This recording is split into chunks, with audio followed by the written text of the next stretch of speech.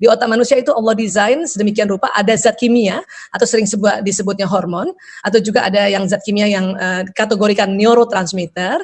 Ini yang kalau dia keluar ya dari tempatnya itu hormon, itu membuat kita cinta dan bahagia, membuat kita penuh kasih dan penuh sayang. Ya, nah 4 serangkaian hormon inilah yang memberikan rasa seperti tadi, yaitu dopamin, oksitosin, endorfin, dan serotonin. Ya, nah, ini ada di dalam otak kita, terutama ya di tengah otak kita nih, pertemuan dua alis ini. Di sini ada sebuah kelenjar namanya kelenjar pituitary, disitulah tempatnya hormon, dan kalau kita stimulasi dia akan keluar dan membuat perasaan seseorang itu menjadi penuh kasih, penuh sayang, ya, dan akhirnya penuh cinta dan merasakan kebahagiaan itu. Ya, orang-orang yang kekurangan hormon ini, nah ini nih yang kasihan nih. Kadang-kadang banyak juga orang kekurangan hormon ini. Kenapa? Karena dia tidak berusaha untuk menstimulasinya. Ya, hormon ini cara gampang keluarnya tuh ada, ya. Apa itu? Tersenyum. Makanya kalau para ayah bunda sebisanya kalau bicara sama anak-anak, ya lebih banyak senyumnya. Kenapa? Karena dengan kita ngobrol sama anak dengan tersenyum, sudut bibir kanan diangkat, kanan kiri gini, maka hormon-hormon bahagia ini akan keluar. Ya, dan otomatis kalau kita tersenyum, anak juga tersenyum. Maka hormon bahagia anak juga akan keluar. Ya. Bu Aisyah, ibunya udah ya sering senyum, tapi bapaknya nih, ya memang bapak-bapak itu bukannya tidak mau senyum, bapak-bapak itu agak berbeda dengan ibunya ya. Jadi laki-laki itu agak berbeda dengan perempuan. Kenapa? Memang otot wajah laki-laki ini ya selain nanti dipenuhi dengan hormon bahagia ini, tetap ada hormon laki-laki namanya testosteron.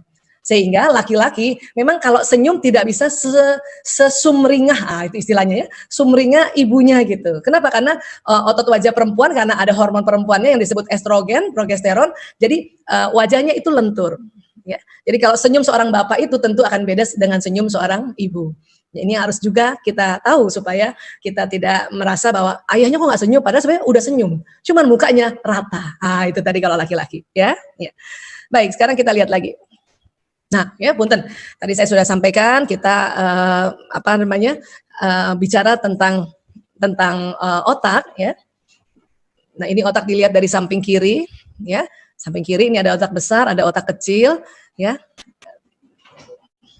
Ini kalau dibelah kita akan lihat ini ada organ-organ yang di dalam, ya. Ini yang saya kasih warna hijau ini namanya sistem limbik atau otak emosi. Ya, dan otak manusia juga selain ada otak emosi atau disebut otak mamalia, otak manusia juga diberikan namanya otak reptil. Ya, jadi manusia ini ada otaknya lengkap. Ini yang persis jalan di tengah kepala kita ini dan sejajar telinga, ini namanya otak reptil, ya. Dan otak reptil tersambung dengan otak mamalia, dan otak yang paling depan ini persis jidat ini, di sini jidat ya. Ini yang disebut neokortex, ya. Disinilah tempat intelektual manusia. Ya, disinilah tempat kalau kita nasihati anak, kasih arahan, nasihat-nasihat itu masuk di sini. Ya, nah tetapi otak reptil ini atau bata otak dan otak mamalia ini kita harus tahu dulu apa kerjanya. Ya, otak reptil dan otak mamalia ini bertugas melindungi seluruh tubuh dari ancaman yang datang dari luar. Sehingga jika ada ancaman datang dari luar, terutama ancaman yang negatif, otak secara otomatis akan merespon agar tubuh dapat bereaksi seketika. Artinya batang otak dan otak mamalia ini yang melindungi manusia kalau ada ancaman dari luar, misalnya ya. Saya sering sekali kasih contoh ya, misalnya kita lagi jalan tiba-tiba ada orang yang mau copet ya, atau mau ngambil dompet kita atau mau merampok. Maka otak reptil manusia dan otak mamalianya langsung tegang. Dan pada saat tegang itu, ya, maka tubuh melakukan reaksi perlawanan terhadap si ancaman luar tadi atau terhadap copet tadi atau terhadap perampok tadi. Apa respon tubuh? Respon tubuh kalau batang otak ini tegang itu ada dua, serang atau kabur. Maka ada istilah terkenalnya itu fight or flight.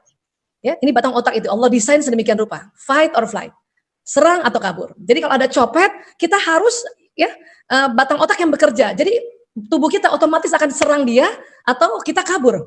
Tergantung kita lihat nih copetnya, dia copetnya gede apa enggak. Kalau copetnya gede mungkin kita kabur aja mending ya.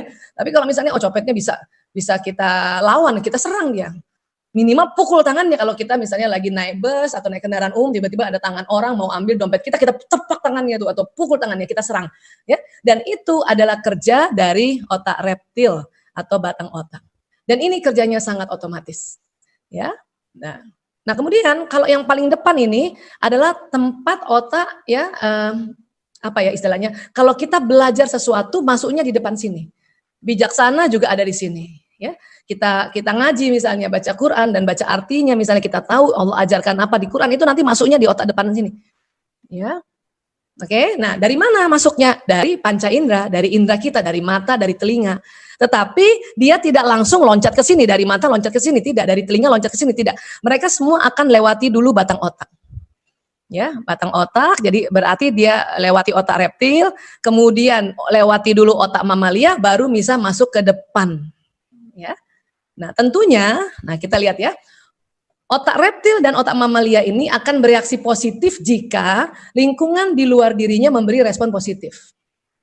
Jika ia merasa aman berada di lingkungan tersebut, maka tidak hanya tubuhnya yang mau dan senang berada di situ, tetapi dirinya pun siap dan senang untuk menerima saran, serta nasihat dan bahkan menjalankannya dengan mudah.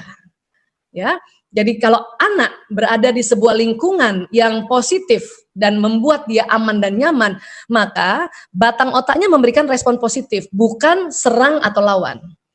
Ya, artinya ya kalau kita bisa menundukkan batang otak dan otak mamalianya seorang anak dengan membuat sebuah lingkungan yang positif, lingkungan yang nyaman, maka nasihat-nasihat kita, arahan-arahan kita itu bisa masuk ke otak bagian depannya sini. Ya. Tapi ada anak kalau lihat orang tuanya, otak reptilnya tegang, kaku. Makanya dia siap-siap mau serang atau dia lawan orang tua itu atau kabur. Ya, jadi orang tuanya kalau nasihatin dia kabur, dia nggak mau denger gitu, atau dia masuk kamar, dia kunci kamarnya, itu namanya flight. Itu berarti batang otaknya tegang, otak reptilnya yang bekerja. Ya, nasihat nggak bisa masuk ke sini. Bahkan ada anak kalau sama temennya, ya, karena temennya ini memberikan pengaruh positif, batang otaknya rileks, maka nasihat temennya itu bisa masuk dibanding orang tuanya. Ya, untuk itulah makanya kita ingin menjadi orang tua yang ya bila berada dekat anak, batang otak anak dan otak mamalia anak rileks, sehingga mereka ya mau menerima saran, nasihat, bahkan menjalankannya dengan mudah. Oke, ya, baik. Terus dari otak itu misalnya ini, dia akan jalan di badan ini. Ya, ini jadi dari otak ada sistem saraf atau serabut saraf yang jalan di tulang belakang. Ya, kemudian dari tulang belakang akan jalan juga serabut saraf ke seluruh wajah, badan, semuanya. Nah, ini kayak kabel listrik nih, kayak kabel telepon nih. Saya sering berulang-ulang cerita ini di setiap seminar saya. Kenapa? Karena perlu ya ilmu tentang otak ini perlu direfresh terus supaya apa? Kita ingat bahwa tubuh kita membawa pesan apa yang ada di otak kita. Artinya apa? Kalau kita nasihati anak, nak, buang sampah pada tempat sampah ya, nak. Dan pada saat kita nasihati, anak itu batang otaknya rileks, maka nasihat itu bisa terus ditangkap dari telinga mereka, naik terus sampai ke otak bagian depan. Dan kalau nasihat itu masuk di otak bagian depan, di daerah prefrontal cortex ini, itu memorinya jangka panjang. Artinya besok-besok tanpa orang tuanya negur lagi, dia akan ya buang sampah pada tempatnya gitu. Ya. Nah, tapi kalau ada orang tua, kalau nasihati anak dengan nada tinggi, dengan marah. Ibu, kenapa ibu marahin anak ibu? Habis kalau nggak dimarahin dia nggak nurut, Bu Aisyah.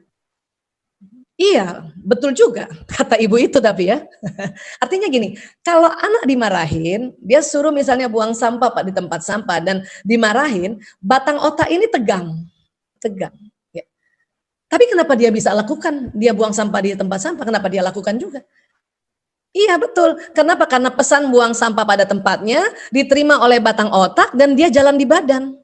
Sehingga badan ini melakukan pekerjaan seperti perintah tadi. Tetapi pesan itu tidak tersimpan di memori jangka panjang. Ini memori jangka pendek. Maksudnya apa? Perintah tadi buang sampah pada tempatnya itu hanya dia ingat 1 kali 24 jam saja. Maka besok lusa dia lupa lagi kalau buang sampah di tempat sampah atau pada tempatnya. Makanya orang tua marahin lagi. Masuk lagi, cuman karena ini short time, hari itu juga dia kerjakan. Kenapa? Karena pesannya juga jalan di badan. Tetapi ya nasihat itu tidak tersimpan di memori jangka panjang. Artinya besok-besok kalau anak nggak ada orang tuanya yang bentakin dia nggak akan kerjakan. Ya, nah ini yang nggak mau kita. Dulu saya begitu Bu Aisyah, orang tua saya begitu. Iya, karena kita dulu, termasuk saya juga, pola asuh orang tua kita sesuai eranya, sesuai zamannya. Ya, sekarang kan milenial, parentingnya harus parenting milenial. Kalau dulu kan kolonial atau pasca kolonial, yang penjajah itu kan nyuruh kita kan dengan kekerasan.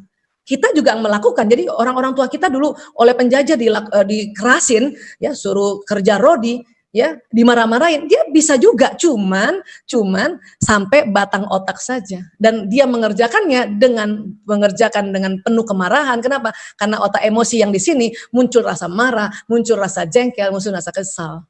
Jadi dilakukannya tidak ikhlas. Ya, sekarang kita nggak bisa begitu. Nggak bisa begitu. Kenapa? Ilmu otak sudah berkembang bahwa kalau kita model parenting kita membentak, model parenting kita ini kasar, maka perintahnya itu atau nasihat kita tidak bisa masuk ke depan sini. Ya, nah ini yang sama-sama harus kita samakan dulu cara kerja otak ini. Ya, dan pesan itu kan akan jalan di badan, dan badan akan melakukan apa yang dipesankan tadi. Kenapa sih nggak dengan senyum aja? Kan tadi kita sudah bilang kalau kita senyum, anak ikutan senyum, otomatis itu kayak latah aja senyum itu, ya. Tapi ingat anak laki juga senyumnya beda, ya. Maka hormon bahagia kan keluar. Pada saat hormon bahagia keluar, batang otak tuh rileks. Sehingga nasihat kita sayang, kalau buang sampah di tempat sampah ya nak, kan rileks aja gitu, wala, slow, dia akan masuk sampai mana sini. Jadi besok-besok ibunya nggak usah ngingetin, dia udah inget. Kenapa? Nanti pesan yang di otak ini akan jalan juga ke sistem saraf dan orang ini akan melakukannya dengan penuh ya keikhlasan dan senang dia melakukannya. Ya, iya. Ya saya kasih lihat sedikit otaknya. Ini sekarang tadi otaknya hadap sana, sekarang hadap sini lagi. Ya, nah ini yang paling depan ini namanya prefrontal cortex. Nah, di sinilah tempat yang Allah desain setiap manusia, ya apapun agamanya, untuk penyimpanan prinsip-prinsip kebajikan dan tuntunan kehidupan. Ya, nah kalau yang di sini nih, punten ya, ini kita pakai bahasa Latin karena kesepakatannya gitu, internasional kita harus pakai bahasa Latin ya. Nggak usah dihafal, paling nggak tahu aja, oh begini loh, oh begini ya. Jadi dia bagian frontalis inilah tersimpan juga memori-memori seseorang terhadap pengalaman masa lalunya. Baik memori bahagia dan memori yang tidak bahagia atau memori negatif. Ada di sini. Ya, oke. Tetapi di frontalis ini juga berfungsi untuk analisa, sintesa, kreativitas, memori, bicara, penilaian, kontrol diri, pertimbangan, perencanaan, pengambilan keputusan dan mobilisasi ini juga. Tentunya kalau di depannya kosong, maka dia akan ambil keputusan yang tidak benar dan tidak baik dan tidak pantas. Itulah makanya kita membantu anak-anak untuk mengisi prefrontal cortex-nya. Dengan apa ya? Dengan ajaran-ajaran yang kita yakini. Keluarga Muslim, karena kita yakin ya ad-dinul Islam adalah sebuah prinsip kehidupan, ya, maka dari kecil pun kita ajarkan anak-anak, dan apa yang diajarkan itu insya Allah masuk ke sini. Tapi itu tadi, kalau diajarkannya batang otak yang di sini dan otak emosi di sini tegang, dia nggak masuk sini nih, dia cuman tersimpan di antara otak emosi dengan batang otak, dan itu kekuatannya hanya 1 kali 24 jam. Itu namanya short memory, memori jangka pendek, ya. Jadi ini harus mulai kita menghindari berpikir, saya dulu dibentak-bentak orang tua, saya juga ngerjain. Iya dulu, tapi kita kerjakannya ya dengan penuh kekesalan tadi. Kalau perlu kita mau pukul orang tua kita, cuman kita nggak berani aja juga dulu gitu kan. Oke, dan tentunya ya terkenang yang di sini di frontalis itu memori yang negatif. Ini bahaya. Apa bahayanya? Potensi diri manusia itu terhambat dengan memori-memori negatif. Di mana sih potensi manusia? Di sini. Di daerah parietalis. Di sini ada selain pengaturan suhu, rasa sakit, sentuhan, watak, dan bakat di sini. Oke, dan ini tentang emosi. Di sini ada apati, sedih, ya takut, buru-buru, marah, sombong di sini. Tapi emosi yang positif pun di sini, semangat, ya, acceptance atau menerima atau bersyukur dan damai ada di sini. Ya, baik. Jadi ingat, semua pesan di sini itu akan jalan ke seluruh tubuh. Nah, inilah yang membentuk perilaku. Tetapi terkadang, walaupun sudah ada ilmunya di sini, kalau otak emosinya sedang tegang, ini juga susah keluar ini. Susah keluar untuk jalan ke sistem saraf sini, untuk menjadikan sebuah perilaku susah. Kenapa? Dia terblokir oleh emosi. Makanya kalau lihat anak-anak lagi capek, lagi kesel, lagi marah, ya, itu ilmu yang di sini lupa sementara itu, terblokir. Ajaran-ajaran orang tuanya yang dulu-dulu di sini, kalau anak saat itu lagi kesel, sedih, lagi marah, ini nggak keluar juga. Sehingga perilaku itu anak tidak seperti yang pernah diajarkan oleh orang tuanya. Ya, ini jadi jangan heran. Dan nggak usah juga merasa jadi semua ajaran kita hilang. Oh, nggak usah juga merasa begitu. Dia terblokir sementara. Untuk itu kita harus membuat otak emosinya rileks lagi. Supaya nanti dia ingat lagi ajaran-ajaran orang tua yang sebelum-sebelumnya yang ada di sini. Ya, ini cara kerja otak. Ya, saya berharap setelah kita tahu sedikit-sedikit ya tentang kerja otak, atau bahkan mungkin ada teman-teman yang sudah pernah dengar, saya sengaja ulang-ulang terus karena ini terjadi repetisi sehingga makin paham. Oh gitu kerja otak. Sehingga nanti pada saat kita menerapkan seni bahasa kasih itu jadi lebih memudahkan. Ya. Baik, apa sih yang harus masukkan di sini ya? Tentu ya menanamkan keimanan. Ya, maksudnya di situ. Rasulullah SAW menunjukkan betapa pentingnya menanamkan keimanan kepada anak. Ya, Rasulullah SAW memberikan nasihat yang berharga luar biasa untuk Ibnu Abbas yang ketika itu masih kecil. Apa yang Rasulullah SAW nasihati Ibnu Abbas pada saat itu ya? Rasulullah bersabda, wahai anakku, sesungguhnya aku akan mengajarkanmu beberapa kata ini sebagai nasihat buatmu. Ya, apa saja sih itu? Itu tadi. Jagalah hak-hak Allah Subhanahu Wa Taala, niscaya Allah akan menjagamu. Ya. Kemudian jagalah dirimu dari berbuat dosa terhadap Allah Subhanahu Wa Taala, niscaya Allah Subhanahu Wa Taala akan berada di hadapanmu. Dan apabila engkau menginginkan sesuatu, mintalah kepada Allah Subhanahu Wa Taala. Itu dari kecil harusnya dimasukkan, ya, kepada anak-anak. Dan apabila engkau menginginkan pertolongan, mintalah pertolongan kepada Allah Subhanahu Wa Taala. Ketahuilah apabila seluruh umat manusia berkumpul untuk memberi manfaat kepadamu, mereka tidak akan mampu melakukannya kecuali apa yang telah dituliskan oleh Allah Subhanahu Wa Taala di dalam takdirmu. Ya, jadi ini ditanamkan pada anak-anak kita supaya anak-anak setelah nanti kapanpun setiap meminta sesuatu mintanya pada Allah, minta pertolongan pun mintanya pada Allah. Ya. Dan ini lagi juga sebaliknya, apabila mereka berkumpul untuk mencelakai dirimu, niscaya mereka tidak akan mampu mencelakaimu sedikit pun kecuali atas kehendak Allah Subhanahu Wa Taala. Ya, pena telah diangkat dan lembaran takdir telah kering.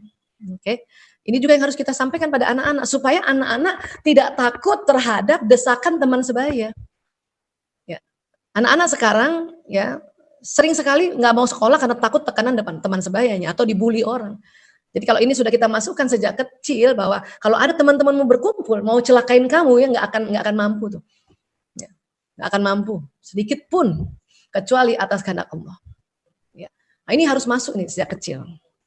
Ya. Jadi hadis tersebut menggambarkan pada anak dasar keimanan bahwa tidak ada Tuhan selain Allah Subhanahu Wa Taala, karena tidak ada penolong kecuali Allah Subhanahu Wa Taala yang Maha Kuasa, Allah Subhanahu Wa Taala yang senantiasa membalas kebaikan, tidak ada tempat meminta kecuali Allah Subhanahu Wa Taala, tidak ada tempat bergantung kecuali Allah Subhanahu Wa Taala. Itu nanti kalau kita sering masukkan dia sejak kecilnya itu kapan sih Bu Aisyah? Ya itu sejak dia bisa bicara sedikit-sedikit atau di bawah 3 tahun atau bawah 5 tahun itu mulai diulang-ulang. Ya. Dan tentu perlu keteladanan. Sebaik-baiknya dakwah adalah dengan keteladanan. Keteladanan adalah perkataan yang tercermin dalam tindakan atau sebaliknya, ya, tindakan yang tercermin dalam perkataan. Oke? Dalam memberikan keteladanan, lakukan dengan konsisten karena konsistensi akan membuat keteladanan melekat dalam diri anak. Artinya, ya, kalau ibu kasih contoh, ya, perilaku-perilaku yang baik itu harus konsisten setiap hari lakukan. Kenapa? Semakin dia lihat, semakin melekat. Ya. Kenapa makin melekat? Saya ulang sedikit ya, kembali ke sini ya. Ini, ya, kan bukan hanya pendengaran yang nanti membawa pesan jalan di badan, mata juga. Apa yang dilihat orang tuanya melakukan, anak akan merekam juga. Ya, pesan itu akan jalan juga, masuk ke kepala sini dan jalan di badan. Itulah makanya keteladanan penting. Kenapa? Indra mata juga menangkap apa yang dilakukan oleh orang tuanya. Ya, makanya itu tadi, ya, pada saat kita mendidik, menasehati anak, itu bukan hanya kita omongin aja, dia harus lihat. Ya. Sekarang emang era gadget. Semua pun satu keluarga main gadget gitu. Tapi kalau misalnya ya suatu ketika sudah azan maghrib terus anak kita tetap main gadget, pasti kan ibunya negur kan? Negur kan? Nah, cuman kadang-kadang tegurannya itu sering malah membuat anak melakukan yang tidak kita inginkan. Apa itu ya? Saya sering kasih contoh tuh. Banyak ibu-ibu marahin anak kalau lagi main gadget terus udah azan, anaknya belum bergerak. Apa kata ibunya? Main terus, terus main terus. Oh gitu. Dimarahinnya kayak gitu, main terus. Apa yang terjadi? Ya ini anak main terus karena telinganya menangkap main terus, main terus. Nah, ini jalan nih, main terus, main terus, main terus. Nah, badannya bawa pesan main terus, main terus. Akhirnya tuh anak main terus. Ya. Atau ibu-ibu marahnya gini, kamu tuh ya kalau disuruh sholat susah banget. Kalau disuruh sholat susah banget. Oh itu diulang-ulang lagi. Kalau disuruh sholat susah banget. Maka pesannya jangan kalau disuruh sholat susah. Ya. Kalau main aja lama banget. Ya kalau main lama ya bener. Akhirnya anak mainnya jadi lama. Kita sering mengucapkan sesuatu yang bukan kita inginkan. Jadi gimana Bu Aisyah? Ya udah sekarang belajar untuk mengucapkan apa yang kita inginkan. Maksudnya apa? Ya itu tadi, pas azan maghrib, kan kita mau anak sholat maghrib kan? Ya sudah kita ngomongnya gitu. Nah, sholat maghrib yuk. Yuk sholat maghrib yuk. Nah kan gitu, sholat maghrib yuk. Nah, makanya dia membentuk ajakan. Sholat maghrib yuk, sholat maghrib yuk, sholat maghrib yuk. Maka anak ini melakukan apa yang kita minta. Tetapi akan jauh lebih afdal kalau waktu ibunya ngajak sholat maghrib, ya, itu anak udah lihat juga ayah dan ibunya siap sholat. Atau anak itu melihat ayahnya sholatnya ke masjid. Cuman sayangnya sekitar 4 bulan ini kita tidak bisa memberikan keteladanan sholat di masjid. Kenapa? Karena pandemi. Paling tidak, anak waktu diajak sholat, dia lihat bapak ibunya juga sudah wudhu, sudah mau siap-siap. Kenapa? Karena pesan yang dilihat di mata itu akan jalan. Ayah ibuku sudah siap, ayah ibuku sudah siap. Maka pendengarannya mendapatkan pesan suruh sholat, matanya juga melihat ya orang tuanya sudah siap untuk sholat. Yang bahaya adalah ibunya suruh sholat. Pas dia lihat ibunya pun masih pegang gadget. Maka ya pesan yang jalan di telinga ya, bisa ditiadakan dengan pesan yang jalan di mata. Untuk itu makanya keteladanan dalam pendidikan itu sangat penting. Ya.